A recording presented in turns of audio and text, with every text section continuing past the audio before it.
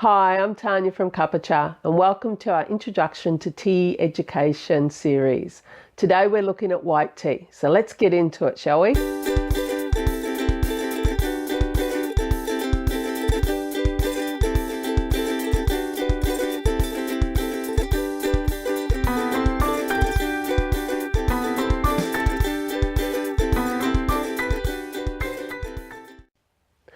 White tea as we know it today really has only been around for about 100 years, and it's not as popular in Asia as it is outside of Asia, and the reasons for that is because of the perceived health benefits.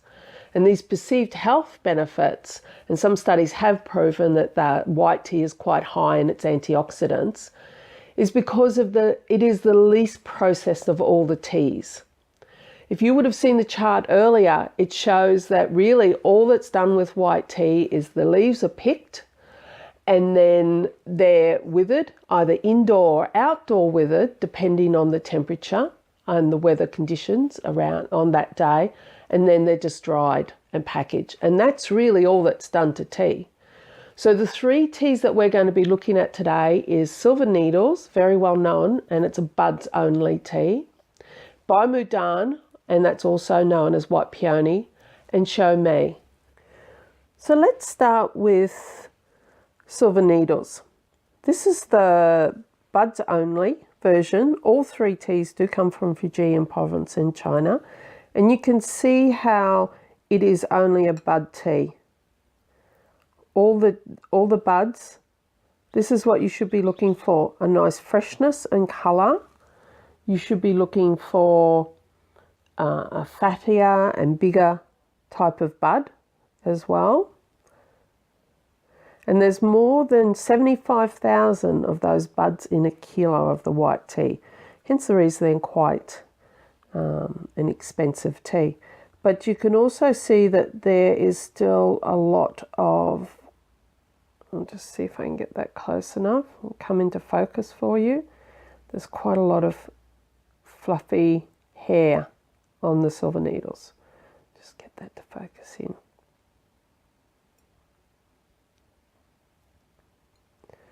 The liquor of the Silver Needles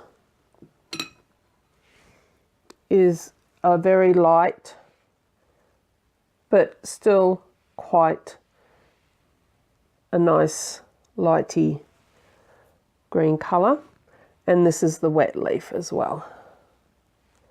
After the infusion, as you can see, it comes quite green at this stage now. Let's see if I can get that closer for you to have a look. So you can see with Silver Needles, it has only been picked and it's dried, and when it's dried in single layers, and each of the buds are laid out like little soldiers in a rack, and then the drying can take anywhere between 16 hours to up to 40 hours to dry. This is the, I should say, the indoor withering process, and then the final drying to get it down to the 3% moisture for transport. The next one we're looking at is Bai Mudan, and the picking standard on this is a bud with 1 or 2 leaves. Our Bai Mudan is quite a high standard there, and the silvery bits that you can see, I'll just bring it a bit closer, are buds. So there's quite a bit of silver in there. So that shows you that there's quite a high bud to leaf ratio. There is minimal processing in the Bai Mudan as well. Though when it's the indoor withering, it is heaped just a little bit to help it not dry out too fast. The liquor, in comparison to the Silver Needles, you can see is darker, and it yields lots of apricot looking infusions. And this, and I'll get this a little bit closer for you, is the wet leaf, and you can see how it comes up quite. So that's what you should be looking at for. In some Bai Mudans, or white peony it's also known as, that I've seen around, is you will virtually see no buds, and it's very broken leaf or very brown leaf. And as you can see here with this Bai Mudan, that there's lots of green there. and that's what you need to be looking for. The others are just lower grades. Now, finally, we'll go over to Shou. Shou is a bud and two or three leaves. It's mainly a brown type of looking white tea with just a little bit of green, which you can see there. You can still see some of the silvery bits of the buds coming through there. So ours is of a very good standard as well. Again, you can see the colour once it refocuses the camera. You can see the colour of the liquor here. Get that to focus in. There. Is similar to the Baimudam, but just a little bit more of an apricot colour. And this is the wet leaf as well. And there's a lot more greens coming out. We'll just wait for that to focus in there.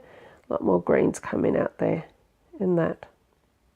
All of these teas can be brewed at quite a high temperature, but they all best come up around 85 degrees. Be guided by the instructions on our packs. All of these teas you can find available on our website over at www.cuppachar.com.au. Hope you enjoyed today, and I hope you found some information there that helped to improve your tea knowledge. So if you enjoyed the video, please like it and share it with your friends. And if you want more tea knowledge coming at you and notifications of our videos, please subscribe below. It's a free subscription, and we look forward to seeing you next time. Bye for now.